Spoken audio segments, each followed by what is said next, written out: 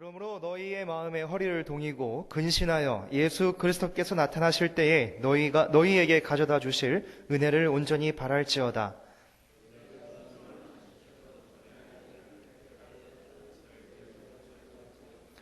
오직 너희를 부르신 거룩한 이처럼 너희도 모든 행실에 거룩한 자가 되라.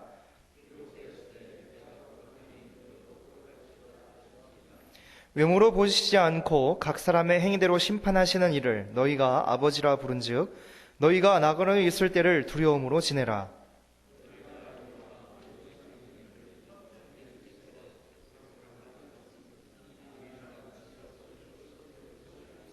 오직 흠 없고 점 없는 어린 양 같은 그리스도의 보배로운 피로 된 것이니라.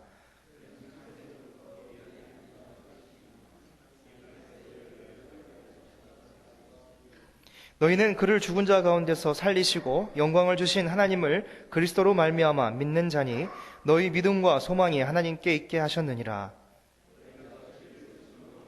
너희 영혼을 깨끗하게 하여 거짓이 없이 형제를 사랑하기에 이르렀으니 마음으로 뜨겁게 서로 사랑하라. 아멘. 베드로 사도는 소아시아의 여러 곳에 흩어져 있는 그리스도인들에게 편지를 쓰게 됩니다.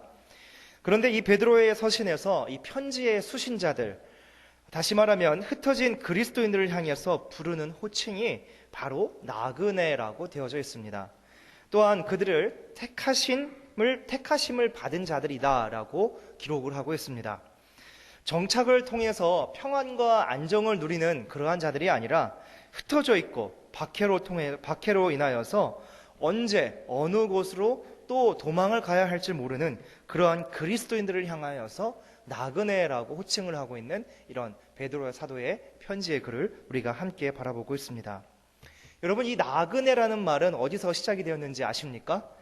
이 나그네라는 말은 순수한 우리나라 말로서 원래는 나간 사람이라는 말에서 유래가 된 말입니다. 그 어원을 살펴보니까 우리나라 옛날 한옥에는 문지방이 굉장히 높았죠. 그 문지방을 넘어서 마당으로 나가서 그리고 그 마당에서 빗장을 풀고 문 밖으로 나가는 행동 가운데 이 방문과 이 대문 사이의 거리를 오고 가는 그러한 도보로 걷는 자를 바로 나그네라는 그러한 말을 호칭을 하게 되었다고 합니다. 따라서 이 성경에 나타난 신앙의 위대한 신앙의 위대한 인물들의 모습을 우리가 또한 살펴볼 때 이러한 나그네와 같은 삶을 살았다라는 것을 우리는 신앙의 선진들의 모습 가운데서도 살펴볼 수 있게 됩니다. 여러분 잘 아시는 아브라함은 하나님의 명령을 받아서 75세에 하란을 떠나게 됩니다. 고향과 친척과 아버지의 집을 뒤로하고 그 하란을 떠나서 이제 가나안 길로 가는, 하나님이 지시할 땅으로 가는 그러한 나그네의 여정을 걷게 됩니다. 가나안에 정착하기까지 수많은 어려움들이 있었습니다. 여러 가지 환경을 이겨내야만 했습니다. 기근이 들기도 했고 죽음의 위협에서는 아내를 누이라고 속이기까지도 했습니다. 또한 원치 않는 전쟁도 해야만 했습니다. 그러나 아브라함의 나그네 인생에서 가장 중요하게 우리가 바라보아야 할 사실은 바로 하나님이 주신 축복을 잊지 않고 그 나그네의 길의 여정을 걸어갔다라는 사실입니다. 하나님이 주신 축복은 무엇이었습니까? 내가 너로 하여금 큰 민족을 이루게 하시겠다라는 그 축복의 약속을 이 아브라함은 붙잡고 걸어갔던 것입니다. 야곱을 우리가 생각해 보도록 하겠습니다. 야곱을 생각해 보면 형 에서를 피해서 외삼촌 라반의 집으로 도망을 갑니다. 그리고 그곳에서 인생을 수년 동안 10여 년 동안 살다가 이제 고향으로 돌아가게 된다는 사실입니다. 창세기 32장 9절의 말씀에 보면 야곱의 기도가 기록되어져 있는데요. 이렇게 기도를 하고 있습니다. 내 조부 아브라함의 하나님, 내 아버지 이삭의 하나님 여호와여, 주께서 전에 내게 명하시기를 내 고향, 내 족속에게로 돌아가라. 내가 내게 은혜를 베풀리라 하셨나이다 하면서 기도하는 그러한 야곱의 모습을 바라보게 됩니다. 야곱 역시 이렇게 고향을 떠나서 이 나그네 길을 걸어가는 그러한 과정 가운데서 이 야곱이 의지했던 것은 바로 조상들, 할아버지와 아버지에게 축복하셨던 그 하나님의 언약의 약속을 이 야곱 역시도 붙잡고 그 축복의 역사가 자신에게 이루어질 것이라는 확신을 가지고 그 나그네의 삶을 살게 되었다라는 것입니다. 여러분, 요셉을 우리가 살펴보기를 원합니다. 이 요셉은 믿고 의지한 것은 하나님이 민족의 생명을 구하시기 위해서 형들보다 자신을 먼저 그곳에 보내셨다라는 그런 믿음의 확신이 있었습니다. 무엇보다 기나긴 그런 나그네의 삶을 이렇게 살면서 요셉 시대 이후에 또한 출애굽한 그런 이스라엘 백성들의 모습 또한 나그네의 여정을 걸어가는 것을 우리는 알 수 있게 됩니다. 그런데 베드로 사도는 오늘 18절에서 그들의 모습을 이렇게 표현하고 있습니다. 아브라함 그리고 야곱 그리고 요셉의 나그네 길을 하나님이 원하시고 하나님의 섭리 가운데 모두가 잘 이루어 갔는데 이 출애굽한 이스라엘 백성들의 그 나그네 길의 인생의 결과의 모습을 이 베드로 사도는 18절에서 너희 조상이 물려준 헛된 행실이다 라고 이 베드로 사도는 기록을 하고 있는 것을 보게 됩니다. 여러분, 이것이 어떤 의미이겠습니까? 생각해보면 아브라함이나 야곱이나 요셉이나 모두 돌아간 마지막 종착점에는 하나님의 섭리와 역사하심 속에 그곳에 무조건 그곳에 함께 도착을 했다라는 사실입니다. 하지만 출애굽한 이스라엘 백성들의 끝은 어떠했습니까? 가나안 정착 후에 그들은 온갖 이방 신들을 이제 모셔왔고 들여왔고 또한 이방 여인들과의 혼인을 맺으면서 결국 그 이스라엘 나라를 하나님의 나라를 빼앗기는 그러한 결과를 가져오게 되었던 것입니다. 여러분, 우리가 생각해 보면 하나님이 부르셔서 떠나는 순례의 여정은 모두 함께 같이 시작이 됩니다. 그것은 하나님의 부르심이 있었다라는 사실입니다. 또한 그 과정 가운데 그 나그네 길에 걸어가는 모든 인생의 역경과 어려움 또한 모든 상황에서는 동일하게 나타났다라는 사실입니다. 그런데 그들이 원하는 종착점에도 역시 그들이 모두 함께 도착을 했습니다. 하지만 야곱과 아브라함과 또 요셉은 또 이스라엘 출애굽한 사람들과는 또한 다른 결과를 가져오게 되는데 그것은 그 후로도 하나님을 떠났느냐 떠나지 않았느냐가 서로 다르게 나타나고 있다는 사실입니다. 따라서 오늘 이 사도 베드로는 이 땅을 사는 모든 그리스도인들의 삶이 나그네와 같은 삶이기 때문에 끝까지 하나님을 떠나지 않는 사람들이 되라고, 성도들이 되라고 권면의 말씀을 우리에게 주고 있게 되는 것입니다. 그렇다면 여러분, 나그네와 같은 삶을 사는 이 땅의 성도들이 끝까지 지키고 해야 할 사명은 무엇입니까? 베드로 사도는 예수 그리스도께 은혜를 받기 위한 성도의 자세에 대해서 이제 그 사명을 우리가 받으면서 어떻게 하면 예수님께서 오실 그날에 우리에게 주실 은혜가 풍성히 넘치게 될 수 있는지에 대해서 오늘 이 베드로 교회가 흩어져 있는 그리스도인들에게 또한 오늘 우리에게 말씀을 전하고 있는 것입니다. 13절의 말씀을 함께 보도록 하겠습니다. 13절 말씀에 보면 그러므로 너희 마음에 허리를 동이고 근신하여 그리스도께서 나타나실 때에 너희에게 가져다 주실 은혜를 온전히 바라라 라고 이 베드로 사도는 말씀을 하고 있습니다. 여러분, 이 가운데 말씀 가운데 우리가 바라볼 것은 먼저 허리를 동이는 모습에 대해서 우리가 살펴보아야 합니다. 이 고대 남자들은 바지가 없이 긴 외투를 입었습니다. 힘든 일이나 전쟁을 할 때에는 이 옷이 거치적거리지 않도록 이 가슴 밑에 허리 사이에 밧줄로 줄을 매고 허리띠를 하는 것처럼 끈으로 묶는 그런 졸라매는 일을 했다고 합니다.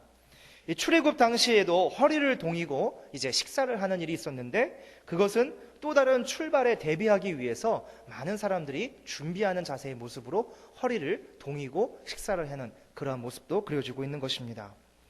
이렇듯 어떠한 일을 앞두고 준비를 하는 자세가 바로 허리를 동이는 자세다라고 우리는 알 수 있게 되는 것입니다. 또 한 가지 허리를 동일 때가 있었습니다. 이 허리를 동일 때는 바로 하인이 주인을 온전히 섬기고자 할 때에 하인이 허리띠를 이렇게 동여매고 주인을 섬기는 일에 최선을 다했다라고 합니다. 여러분, 생각해보면 이것은 섬기기 위한 일에 앞서서 우리의 허리를 동이는 그러한 모습과 같다라는 것입니다. 바로 우리의 신앙생활 모습 가운데 우리의 어느 한 부분이 우리는 결코 느슨해져 있으면 안 될 것입니다. 여러분, 우리의 신앙생활 가운데 내가 부족한 면은 무엇입니까? 내가 허리를 동이고 하나님 앞에 준비된 모습으로 나아갈 때와 또 내가 허리를 동이고 또한 봉사와 헌신의 자리에 있어야 할 때를 우리는 알아야 한다는 사실입니다. 때로는 우리의 기도가 부족하다라고 생각이 들 때도 있습니다. 또 하나님이 주시는 말씀을 자주 듣지 못해서 그 말씀에 갈급함이 있을 때가 있습니다. 또 사랑의 교제가 부족할 때가 있어서 때로는 외롭기도 할 때가 있습니다. 또 찬송을 부르는 일이 점점 줄어들면서 입술이 마르고 건조해지는, 그런 우리 영혼이 건조해지는 그러한 때도 있습니다. 또 섬김과 봉사의 일이 우리가 부족할 때에도 우리가 있습니다. 이것은 무엇을 의미하는 것입니까? 이것은 나의 신앙생활 가운데 느슨해져 있다라는 것이 나타나는 그러한 모습이 되는 것입니다. 혹여라도 이렇게 내 신앙생활 하는 가운데 느슨하게 풀어져 있는 부분이 있다면 허리를 바투 동이시고 또 주님께 더욱 가까이 가심으로 인해서 베푸시는 은혜를 경험할 수 있기를 주님의 이름으로 축원해 드립니다. 계속해서 이 베드로 사도는 주께서 주실 은혜를 위해서는 이제 첫 번째는 허리를 동이고 두 번째는 근신하라고 말씀을 하고 있는 것을 보게 됩니다. 여러분, 이 근신이라는 말은 몸과 마음을 삼가하다라는 그러한 뜻이 있습니다. 성경에서는 영어 성경에서는 이 말을 be self-control이라고 되어져 있는데요. 사실 이 원어적인 의미를 살펴보면 이 근신하다라는 말은 술 취하지 말라라는 의미가 포함되어져 있습니다. 우리 그리스도인들의 생각과 사고 그리고 우리들의 실천을 마비시키는 그러한 모든 것을 이제 술로 표현해서 그러한 것에 취함으로 인해서 행동하지 못하게끔 하는 그러한 모든 것들을 떨쳐버려라는 그러한 의미가 포함되어져 있는 것입니다. 따라서 몸과 마음을 삼가해서 날마다 주의 일에 힘쓸 수 있도록 하라는 것이 바로 오늘 베드로 사도가 우리에게 주시는 말씀이 되는 것입니다. 장차 주님께서 오실 때 우리에게 주실 은혜를 위해서 나는 이 시간 또 우리의 삶 가운데 무엇을 절제하고 다스리면서 내가 신앙생활을 해야 하는지에 대해서 여러분들 깊이 생각해 보시기를 바라는 것입니다. 혹여라도 내가 하는 말에 있어서 절제해야 될 부분이 있다면 여러분 절제하시기를 바랍니다. 또 내가 생각하는 데 있어서 절제해야 된다고 생각이 드시면 여러분들 절제하시기를 바랍니다. 또 행동에 관해서 내가 다스려야 할 부분이 있다면 내 행동을 날마다 말씀에 비추어서 우리가 참된 그리스도인의 모습을 나타낼 수 있어야 한다는 사실입니다. 여러분, 사실 누구보다도 내 자신이 나를 너무나도 잘 압니다. 그렇기 때문에 우리는 날마다 예수님이 주시는 그러한 생각으로 나의 마음과 나를 잘 다스리고 인내하면서 그 가운데 화평을 이루는 성도의 삶을 이루어 가야 할 줄로 아는 것입니다. 이제 13절에 계속해서 마지막 가운데 나타나는 권면의 말씀은 이제 주님께서 주실 은혜를 온전히 바라보라는 그러한 말씀이 되는 것입니다. 여러분, 우리의 삶 가운데 바라보는 것이 있다라는 것은 결국에는 우리의 목표가 있다라는 사실입니다. 그런데 우리가 그 목표가 있기 때문에 때로는 실망하고 좌절해도 우리는 그 목표를 향해서 다시금 일어날 힘이 생기게 되는 것입니다. 그런데 오늘 이제 사도 베드로는 이렇게 흩어진 나그네와 같은 성도들에게 힘들고 고난이 와도 바라볼 곳은 오직 예수 그리스도께서 장차 오실 때 주실 은혜라는 그런 말을 하면서 그렇게 그것을 목표로 삼고 사모하는 마음으로 믿음을 지키며 살아가라고 이렇게 권면의 말씀을 주고 있게 되는 것입니다. 바라볼 것이 없게 될 때, 소망이 없게 될 때 사람들은 주저앉고 결국에는 일어나지 못하게 되는 것입니다. 우리는 주께서 주실 은혜가 분명히 있음을 믿고 있습니다. 따라서 우리는 어떠한 삶 가운데서도 고난과 역경과 슬픔과 어려운 상황이 우리에게 다가온다 할지라도 주님께서 주실 은혜가 있기 때문에 그것을 목표로 삼고 다시금 일어날 수 있는 성도의 자세가 되어야 할 줄로 믿는 것입니다. 이렇게 지금까지의 말씀은 사실 오늘 본문의 서론에 해당되는 그러한 말씀입니다. 이 시대, 이 베드로 사도가 편지를 쓴 이 시대에는 네로 황제의 핍박을 받으면서 믿음을 지키는 그리스도인들이 많이 있었습니다. 따라서 이 그리스도인들을 향해서 사도 베드로는 나그네와 같은 삶 속에서 저들이 행해야 할 것, 성도들이 행해야 할 것에 대해서 가장 중요한 것을 오늘 본문 말씀 가운데 강조를 하고 있는 것을 보게 됩니다. 그것은 15절에 나타난 말씀입니다. 베드로 사도가 무엇보다 성도들을 향하여 강조하고 있는 말씀은 바로 너희도 모든 행실에 거룩한 자가 되라라는 말씀입니다. 여러분, 우리가 이 거룩이라는 단어를 접하게 될 때 사실 알게 모르게 부담이 있는 게 사실입니다. 나 같은 사람이 과연 하나님의 성품과 일치할 수 있을까 생각을 해보게 됩니다. 또한 거룩하게 사는 것이 결국 주일날 나와서 예배 드리고 가는 것이 결국 거룩한 것인가 또한 생각을 해볼 수 있게 되는 것이죠. 여러 가지 생각을 하면서 거룩이 무엇인가에 대해서 우리는 생각을 하지 않을 수가 없는 것입니다. 세상과 분별하는 삶이라고 생각은 하고 있지만 그렇게 살지 못하기 때문에 이 거룩이라는 단어 자체가 나에게 큰 부담으로 다가오게 되는 것입니다.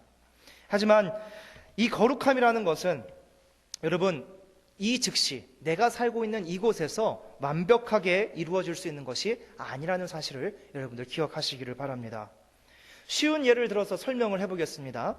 이 사랑에 대해서 말을 할 때는 내가 사랑했다라고 말할 수 있습니다. 그렇죠? 그렇게 즉각적인 표현이 가능합니다. 하지만 이 거룩은 내가 거룩했다, 내가 거룩하다라고 표현되지 않는다라는 사실입니다. 거룩은 어떻게 말을 합니까? 거룩은 거룩해져 간다라고 말을 하는 것입니다. 항시 진행형이어야 한다라는 사실입니다. 이 사도 베드로는 거룩해져 가는 성도의 출발점을 그래서 19절의 말씀에서 우리에게 알려주고 있습니다. 우리 19절 말씀 아주 중요한 말씀인데요. 함께 읽어보도록 하겠습니다. 19절 말씀 시작.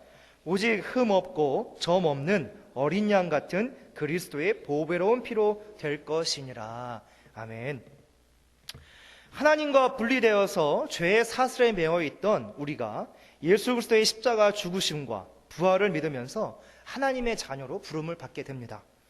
의로운 자로 부름받게 되는 이 순간을 우리는 중생하였다라고 말합니다.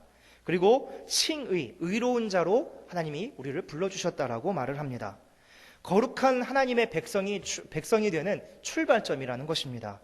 하나님의 성품을 닮아가는 거룩한 자의 삶의 시작이 바로 우리가 예수 그리스도를 구주로 믿고 고백하는 순간에 이렇게 거룩한 삶은 시작되게 되어지는 것입니다. 따라서 오늘 베드로 사도가 말하는 이 거룩함은 중생한 자들에게 주어지는 삶의 방향과 목표가 된다라는 사실을 기억하시기를 바랍니다. 계속해서 이 사도 베드로는 거룩한 모습에 대해서 구체적으로 설명을 하고 있습니다. 거룩한 모습은 무엇입니까? 사도 베드로가 말씀하는 모든 행실에 거룩한 자가 되기 위한 모습은 어떤 모습입니까? 첫 번째는 14절의 말씀에 나타나 있는 것 같이 사욕, 즉 욕심을 버리고 살라라고 말씀을 합니다. 여러분, 죄의 시작이 어디에서부터 시작이 되었습니까? 죄의 시작은 사람의 욕심에서부터 시작이 된 것입니다. 그렇기 때문에 거룩한 하나님의 성품을 담기 위해서는 이 가장 근원적인 문제인 이 인간의 욕심을 해결하고 하나님 앞으로 나아가야만이 거룩한 성품으로 변화되어질 수 있다라는 사실입니다. 보통 우리는 이 욕심에 대한 것을 생각할 때에 어떤 물질적인 것만을 욕심이라고 생각을 합니다. 하지만 이 욕심은 사람과의 관계에서 타협하지 않고 수용하지 않으며 이해하지 않는 그러한 모습도 우리의 욕심 가운데서 비롯된 것이라는 것을 여러분들 기억하시기를 바랍니다. 물질적인 것이든 그렇지 않든지 간에 이 욕심이라는 것은 자기중심적으로 모든 행동을 말하는 그 모든 것을 말하게 되는 것입니다. 하나님의 거룩한 성품을 담기 위해서 세상의 기준과는 구분된 행실로 나를 비워야 할 줄로 믿습니다. 나의 뜻을 포기하고 하나님의 마음을 내 안에 간직할 수 있는 그러한 성도의 마음의 자세가 되어야 한다는 사실입니다. 그러면서 하나님의 뜻을 따라 살면서 하나님의 그 말씀을 지키며 그 하나님이 원하시는 대로 우리가 살아가게 될 때에 내 욕심을 버리고 온전히 비우고 살아가게 될 때에 하나님의 거룩한 성품에 동참하게 될 수 있다는 사실을 여러분들 믿으시기를 바랍니다. 두 번째는 이제 모든 행실에서 거룩한 자의 모습은 22절의 말씀과 같이 이제 진리에 순종하는 자이어야 한다라고 사도 베드로는 말씀을 하고 있습니다. 여러분 잘 아시겠지만 진리가 무엇입니까? 진리는 예수 그리스도이십니다. 따라서 예수님의 말씀을 깊이 묵상하고 예수님의 말씀을 깨닫고 그 말씀대로 실천하고자 하는 자, 예수님이 행하신 모습을 본받고자 하는 것이 바로 진리를 따라 살아가는 삶이다라는 것입니다. 이러한 자가 바로 진리에 순종하는 자이며 영혼이 깨끗게 된 자라고 베드로 사도는 말씀을 하고 있습니다. 참 진리가 되시는 예수님의 모습을 따르는 삶이 우리가 거룩한 삶이라는 것을 우리는 기억해야 되는 것입니다. 세 번째로 모든 행실에 거룩한 자, 이제 베드로 사도는 마지막 말씀 가운데 형제를 마음으로 뜨겁게 사랑하는 자다라고 우리에게 말씀을 하고 있습니다.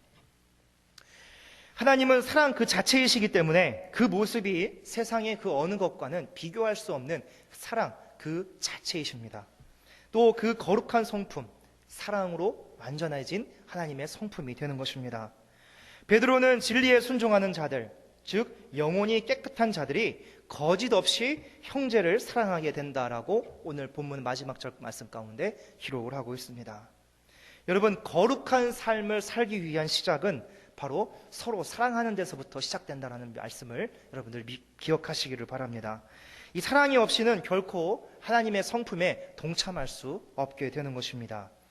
내가 사랑하지 못하는 마음이 있습니까? 또 내가 포용하지 못하는 그러한 마음이 있습니까? 그것은 결국 자기중심적인 욕심이 포기되지 못했다라는 것이 증명이 된다는 증명이 되는 것뿐인 것입니다. 여러분, 그래서 오늘도 우리가 하나님의 거룩한 성품에 참여하기 위해서는 우리가 사랑의 마음을 가져야 하고 예수 그리스도의 진리를 쫓아 예수님의 말씀을 묵상하고 그와 같이 함께 살아가고자 하는 것이며 또 나를 비우고 겸손한 모습으로 나아가야 한다는 사실입니다. 이것이 바로 성화를 이루어가는 성도의 모습이 된다는 것을 기억하시기를 바랍니다.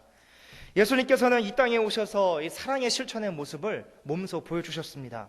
이제 우리의 책임은 그분을 본받고 예수님을 본받고 거룩해지는 일이 바로 우리의 책임이라는 것입니다. 베드로 사도는 우리에게 이 땅에서 나그네와 같이 살면서 함께 나그네된 자들을 서로 사랑하라고 말씀을 합니다. 그리고 함께 하나님의 성품대로 모든 행실에 있어서 거룩해져 가라고 우리에게 권면을 주고 있습니다. 여러분, 오늘 내가 보일 거룩함은 무엇입니까? 여러분, 가장 중요한 것은 사랑이라는 사실을 잊지 마시기를 바랍니다. 결국 사랑이 없으면 아무 소용이 없다라는 사실을 여러분들 기억하시기를 바랍니다. 오늘 말씀을 정리하도록 하겠습니다. 이 베드로는 성도의 모습에 대해서 먼저 세 가지의 모습을 강조를 합니다. 첫 번째는 허리를 동이는 준비의 모습을 하면서 살아가라는 것입니다. 두 번째는 근신하고 나를 다스리라는 것입니다.